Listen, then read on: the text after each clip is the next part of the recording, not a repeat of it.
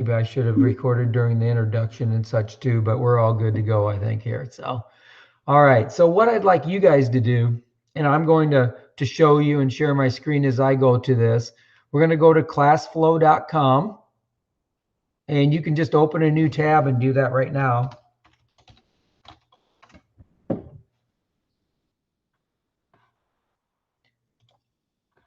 Okay, present.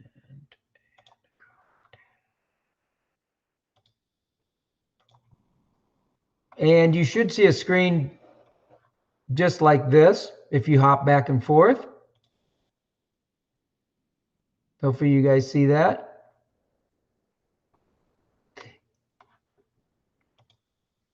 Okay, we're good here.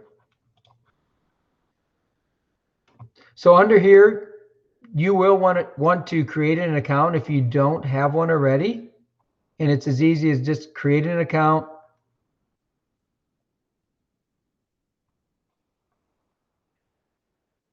And fill out the information. I can't show you exactly that because, well, my account is already created. And it just brings me to the login and into my site. So I'll give you guys a minute or two to complete that.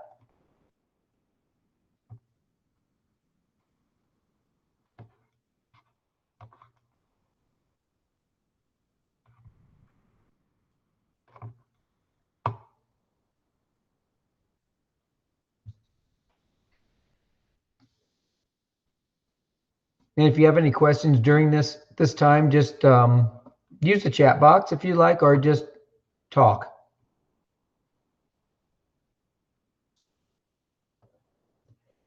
Again, it's always a lot stranger, as you can tell, when you do this remotely.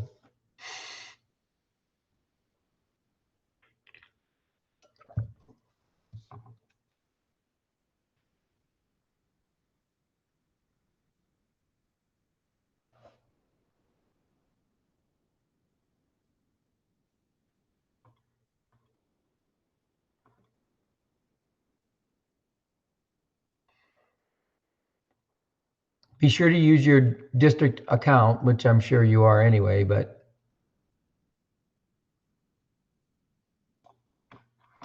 okay. If there's anyone that's not in yet, let me know. Give you another minute or so.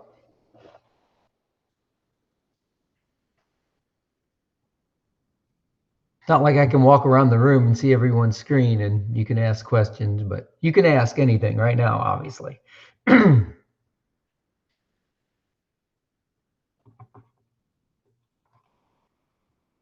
Okay, I think everybody's there.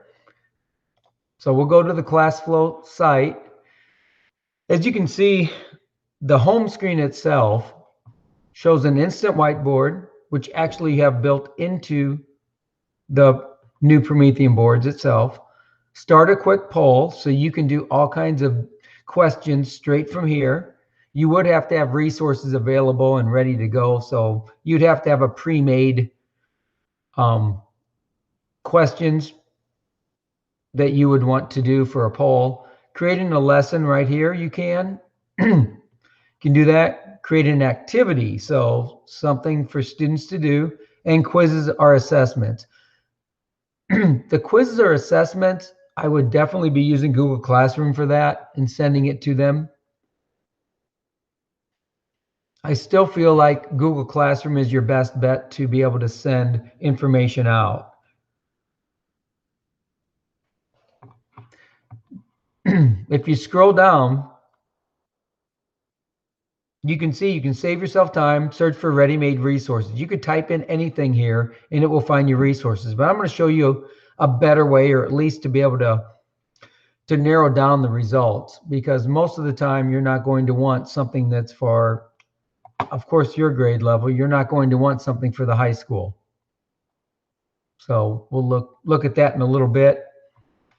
Class activity feed is classes that you've created and what's going on in those.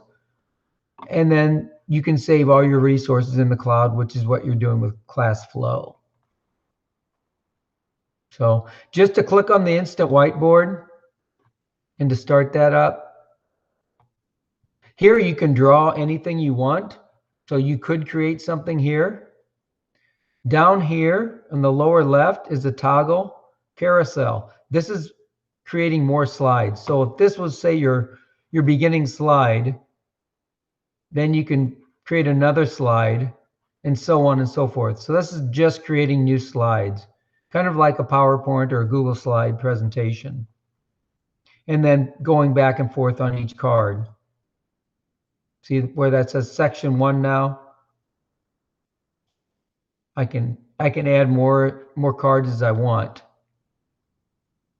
Text boxes are easy to create just by clicking the text, shapes, pen, eraser, or tools here if you want to add those. Spotlight can be very handy if you want to really spotlight an area. And then there's some other tools here. And of course your color palette, what color you want, and the fill in the back. And of course the great undo. If you don't have undo, well, it makes it a real pain. You always want to be able to use the undo, of course. All right. Up here where we have the text box, I'm going to go back to the selector. You can easily click here on the gear, duplicate, rotate it, or delete it. I want you to notice this code up here. This is a class I created just called Summer 2019 Training. This is the code that students could use to access on their device what you're showing. Some cases, if you're using the full board, you won't need to do that. And then here is when you want to send it to your students. So you would send what's ever here to your students, either all students or an individual basis. And then here you can actually create a quick poll from there. To get out of this, it's not very self-explanatory. The 3 slashes here, you can exit. You can also open up already created resources. So lessons that are already recreated or you've created or you found on the marketplace. For instance, here's one I can say, volcano videos. I'm not going to save anything I did there because there was nothing. And then all of a sudden we have information that's here. Again, if we want to send this to students,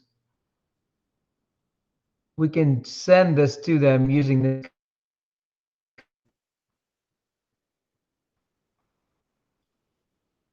You can flip through each one of these, and of course this doesn't have many.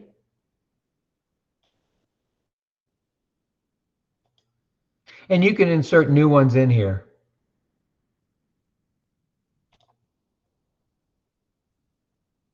So we'll exit that and come back to the main area. So there's your whiteboard that allows you then to put lessons into it and to draw if you'd like. Again, start a quick poll, lesson, activities. We'll get into those as we go here a little bit. Any questions so far? I have a question, and you might not know the answer to this, but is there a way to lock the student's screen if they are watching?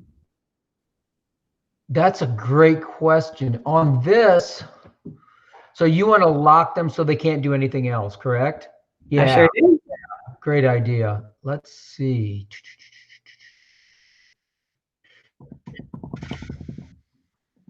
And you might not know it now. I was trying to look it up the other day, and yeah, easier to it. I mean, there's a way to do this depending on how you're setting it up. I'm just looking at if you created this as an actual Google quiz using lock screen, and it was actually a form. I hope that makes sense. So if you went into Google Classroom and you created this chart and this information, I mean, you could easily then use that, send it to them as a quiz assignment, which is a locked form, and they would not be able to get out of it until they answered the last question. So I know that in your mind, you're like, what's he talking about? So there's a way around it. I don't know natively in this program if there's a way to lock the screen now. Okay. Yeah, they would probably be able to get out of it. Again, I wish I had a student I could show you what it looks like on their end, and then we could answer that a lot easier. But that's something that we could do one-on-one, or grab another teacher and they could be the student. All they'd have to do is enter that code, that class code. They would be the student at that time, and that should work. And then we'd be able to answer that question. So great. No, I'm glad you mentioned that. That's the kind of stuff we want to think about. Okay, how would we do this? So great. So the other thing is then go to classes. Notice here I have just some classes that I created, a demo, and then a training one here. So this summer training one, I can see who my roster is. It's actually just me as a student. So I used my personal email address. So that would be another way to test it. If you had 2 devices, you could send it to yourself, your other self, I guess you would say. So log in with your district account, then log in with your personal email account. You would have to add yourself as a student, and then you would be able to test everything here that you would want. This just shows any lessons that were delivered that you delivered to this class. So you can see these are all lessons that were created. Actually, I found these under the marketplace, which we'll get to. The nice thing about this is, looking at these lessons, notice here, besides the name, and just called it a lesson, the grade levels.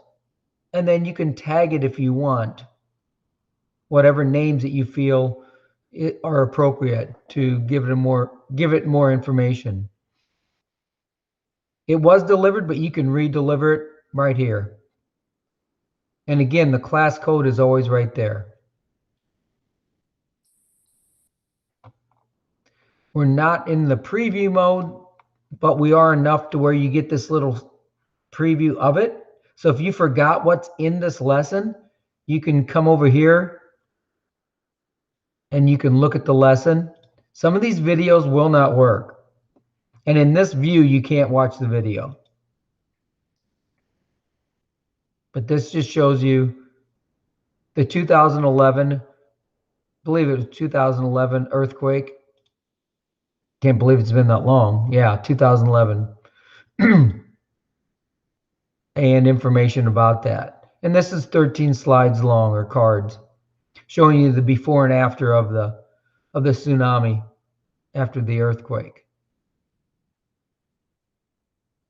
So that just gives you an idea of what it looks like. Here's another one.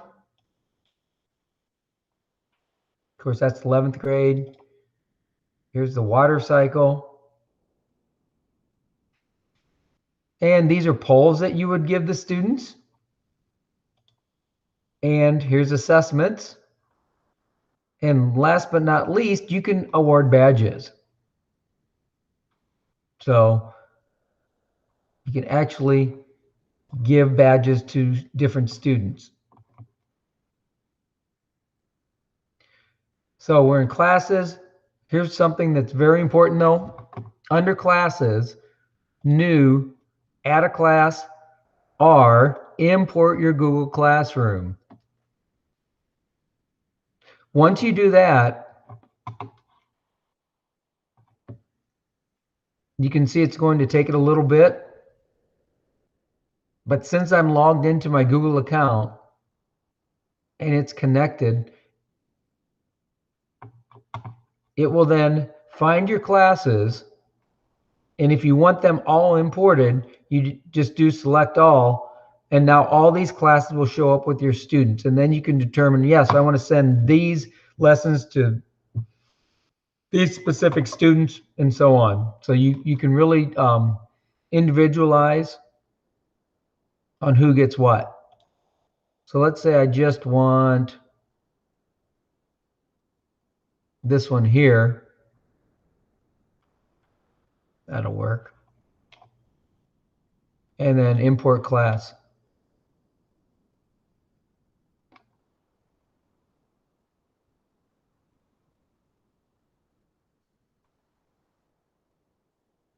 Now, well, it found out that these are teacher accounts, so they couldn't import them. So that makes sense. But it did create the class right here. And you have information then about it. Again, I know I'm going over this really fast. In the agenda itself, it has all these steps, step by step, really good little videos, and we'll look at some of those. Okay, ready to stop again? Any questions? I know this is difficult to do. Resources. This is the part, those of you that have flip charts, this is where you want to go to import your flip charts. So under resources, you can choose new, and it's not very easy to follow, but it's resources, new, file upload. This morning, I made sure I had some flip charts. So I found some in my Google Drive that I had saved. And then I downloaded them onto my computer here so I can upload them into ClassFlow. So I just choose the one I want, open. It'll say it'll convert it to ClassFlow. Everything looks good there. And you click continue.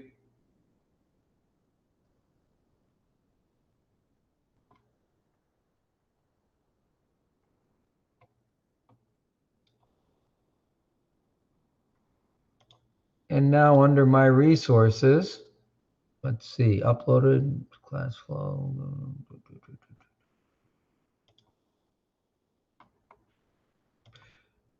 And there it is. So this actual lesson here has 55 different cards to it. So no, I'm not going over all these.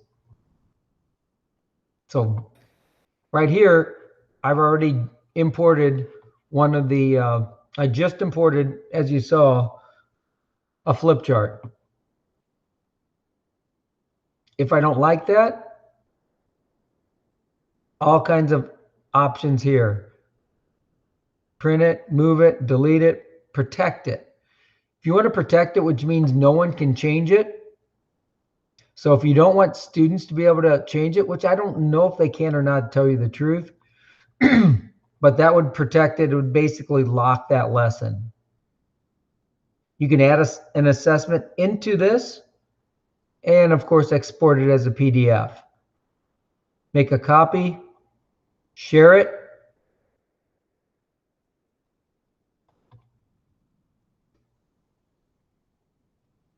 Edit it, which is I think is pretty important.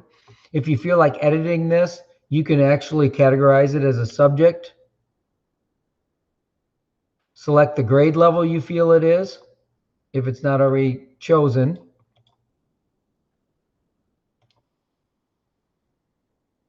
Country, language, if you want to put it under a standard.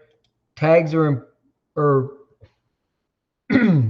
maybe a great way to organize, and then a description of this actual lesson. Because of course, grade 5, module 1, topic A, lesson 1 is not very descriptive.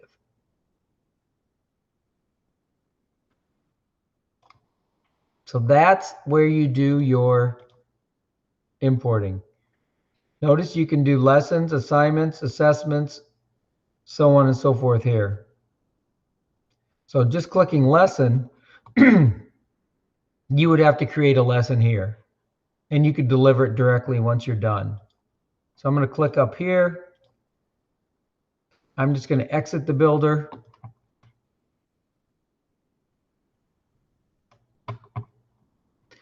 And again, resources.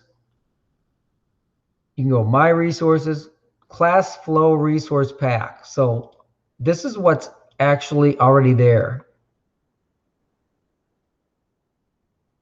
The ClassFlow has natively. So that was built by Promethean. The difference between that and the marketplace is the marketplace has mostly things created by teachers. But what I love about the marketplace is you can search for anything you want. So just to make sure you're still all out there, somebody give me a lesson that they'd like to look for.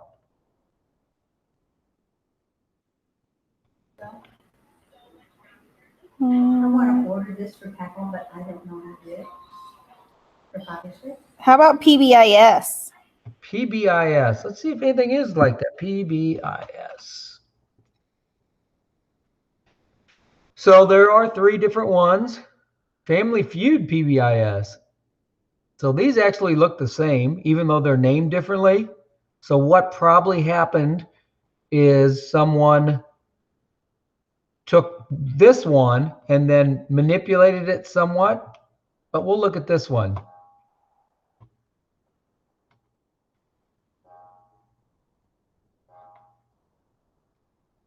So if you find one you like, the first thing you'll do, obviously, is bring it up like I just did, search, and then go through each of the slides. If you see something in here you don't like or you want to change, you can edit this too.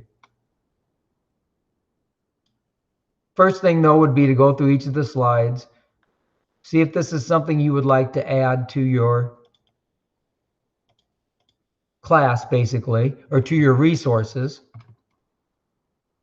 Notice here, you would just click Add to My Resources, and it's creating a copy of this. That way, you're not changing the original content. So now that we added this auto marketplace, you can go back to your resources.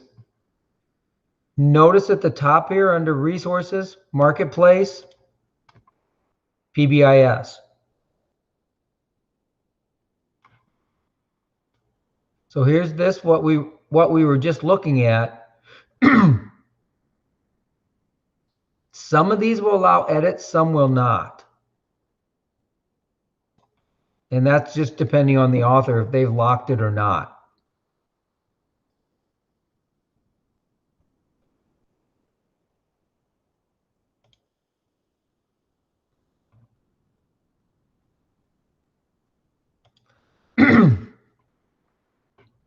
There's your preview again.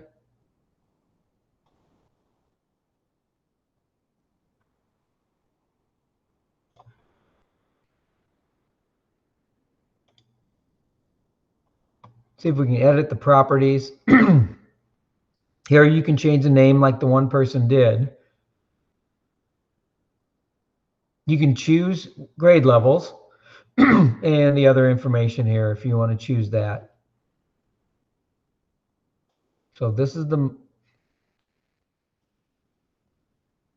flip chart, and here's actual lesson. Okay, here, once you get it as a lesson from a flip chart, you can edit the lesson. So now you can insert and change different things. Notice where I select this, I can change everything in here if I'd like. Each one, this is where it gets really interesting. So let's look at slide 2 here. If I select the gear, I can add information right here.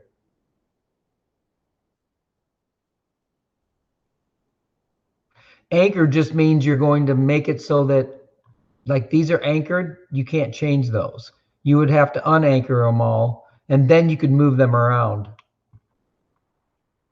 So if you're building something, you don't want things getting moved all over the place sometimes. You want to anchor them so they don't easily move. But here you could just add a card and build something here and add it into whatever slot you want, whichever order that you would like.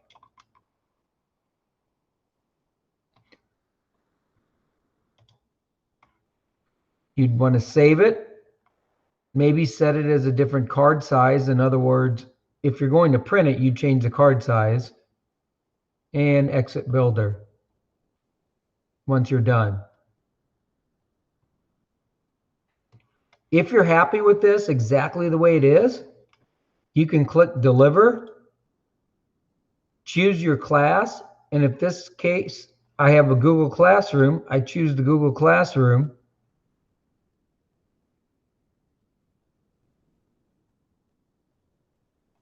And it's thinking yet.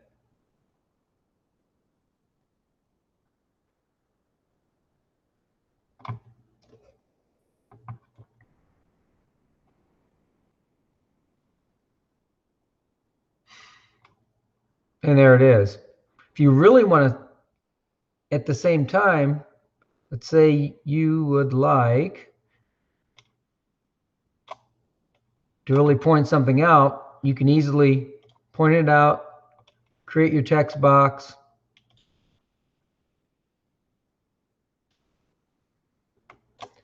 and start writing.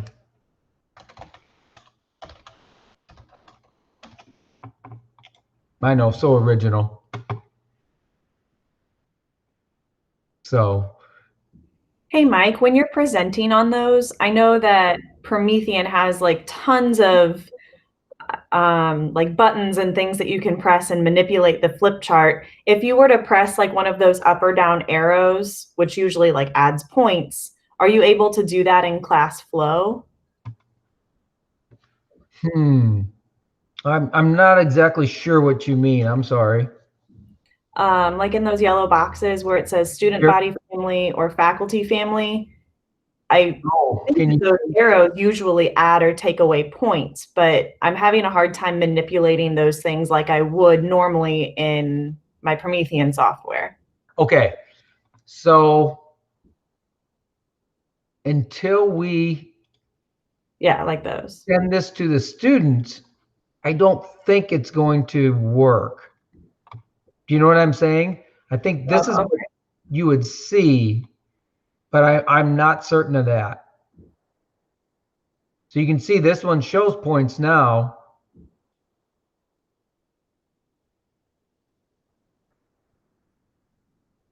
No, that's a good question too. How will that work? And no, I can't tell you exactly. We definitely need to experiment with this. Yeah. If you'd want to, we could do that sometime too. Yeah, I've been kind of playing around with it on my own using some of the flip charts that we have from Embark for our math curriculum.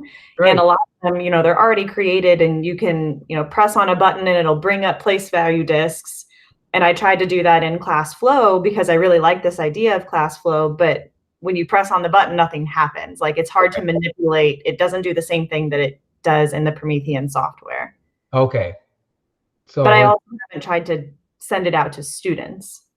So right. Maybe that's what I'm wondering. If we send it out to students, then if it will actually work like it's supposed to. So that would be another time where you can send it out as yourself to yourself, if you have two devices. A lot nicer when we're at in a classroom with lots of devices, I know. Makes it much easier. But here you can insert more slides and things even from here. So we're still kind of in building mode at this point. Notice where we're at. So we haven't sent it out to students yet. It's only when you've sent it, they've received it, I think that they'll be able to manipulate it.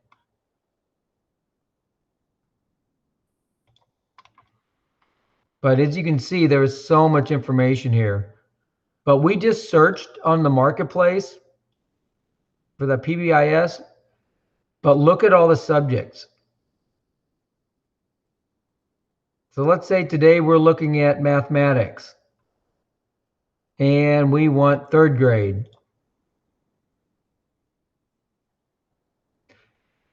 Now you can open this up and decide what is it you want. Do you want a lesson, an assessment, flip chart, activity, so on and so forth.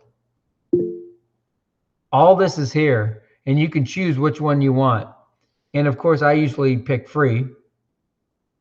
And you want to upload it from teachers to publishers, no reason to change either of those unless you want to. And you can even do the ratings.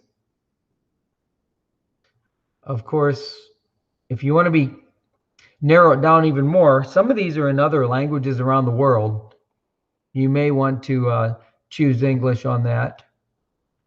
But again, here's multiple math ones, and each page will have many different ones. So you do have an option of narrowing this down very much. So if you want just flip charts, you're still going to get a ton of flip charts that teachers have created for the most part. But look at these, if you guys can see, look at the languages.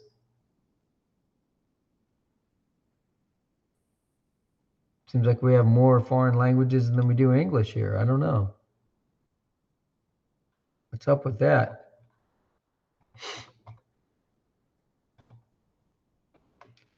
So there's lots of stuff there to look at.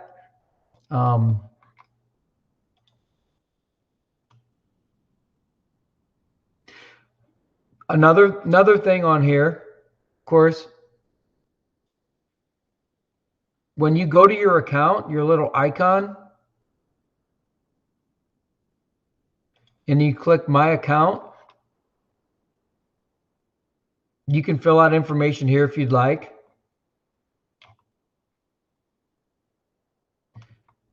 Information about your classroom, where you work, your settings, password, school, and this was just in a connect code. But here's something that's interesting, this marketplace. I don't know if any of you heard me mention this before, but under marketplace, you can create your own flip charts and lessons. And if you really want to, you can charge for them. So I haven't published or purchased anything, but there is a payout information for when you create your own thing and other people buy it. So found that pretty interesting. Most of these don't have anything like that. Okay. Let me look here. Ginger, great question about folders and such. So yes, if you're under your resources, you can create items and put them into different folders so that you keep everything together. Also under resources here, something I didn't mention, Google Drive is built in. So once you connect to your Google Drive, these are all my Google Drive folders. So I can find my resources and pull them in out of my Google Drive. So it does integrate really well with that, not just Google Classroom, but with Google Drive, knowing that you're in there. So you can see this is a folder. And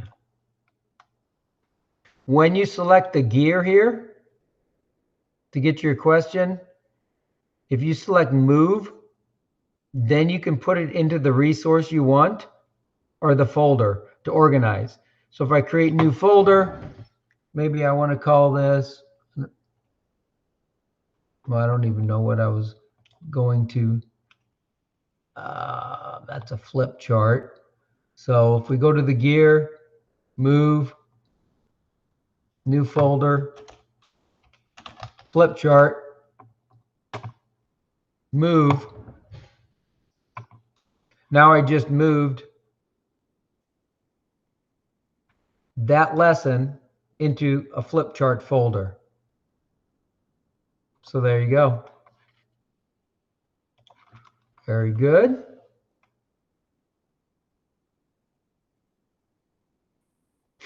Oh, John's too quick. I didn't read quick enough. But yeah, that's the easiest way to do it. Just under the gear here. You can move it, delete, protect, and so on. Okay. Other questions? On the agenda itself, let me get out of this one. We'll go back here.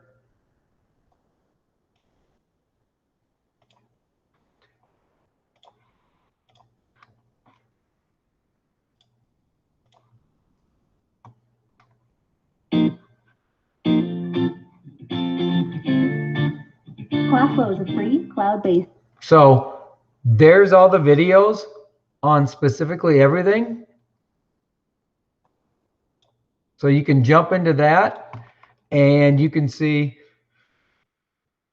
anything you want. And the greatest thing is you can record it. You can start and stop at your own pace at whatever item you come across or have a question about. So yes, they get monotonous after a while since there's so many of them. But really all the information is right there. Again, I think I repeat myself a little too much on this, but it's much more difficult to do this, as you guys can tell, and it would be for your students, than being in the actual classroom and working together. Doing remotely it's very difficult to see where everyone's at, and this is giving out the information and saying run with it, and we'll have a quiz tomorrow, which we won't, but maybe you would do that with your students, all right? So kind of that idea of remote learning, give the information out and then see where everyone is at the next day. Questions? Is that a lot of information? Is it too much information? Is it something useful? Can you see yourself using it or not? Maybe? I'm just curious.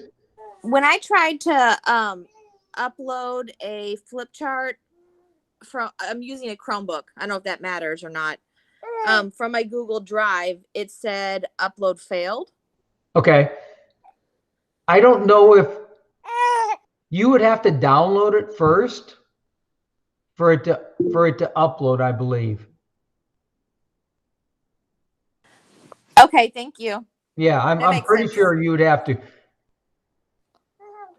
ClassFlow is totally online, so it will work with every online, any device out there. Doesn't matter what kind of device it is. You know, the converting a flip chart to ClassFlow may be difficult on some devices, but it still should work. It's just a matter of getting that flip chart in its native format to be able to convert. So I could see that being an issue. The one issue is you cannot create flip charts in ClassFlow. There's no way that I know of that I could find that you could actually create a flip chart in ClassFlow. But you could create a lesson, which is what you would probably be doing anyway. So I don't know if it's that big of a deal, but you know, it may be something you'd want to create your flip charts like you normally did. Active Inspire has been upgraded, and all of you should have upgraded Active Inspire software. And it does have many of these features built into it already. So that's pretty cool too.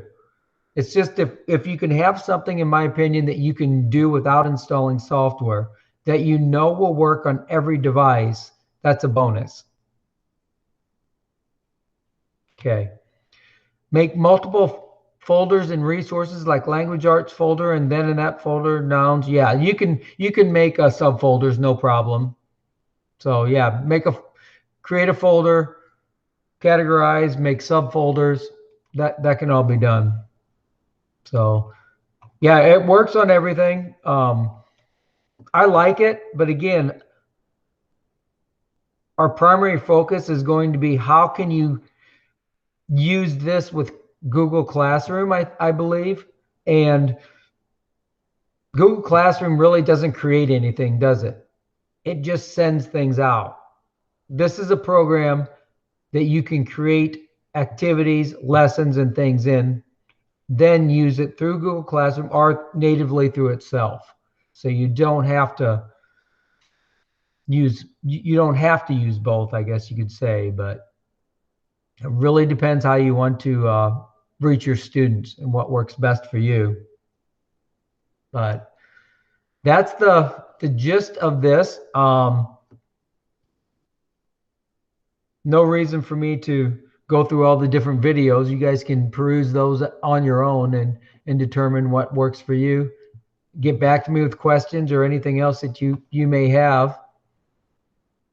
Any other questions or comments? Quiet crowd again this morning. Gosh.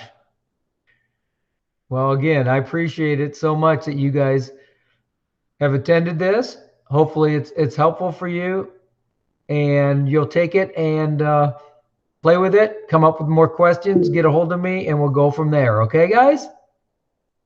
All right. Send me anything. Again, I'm always here for you guys. I try to get back as quickly as possible.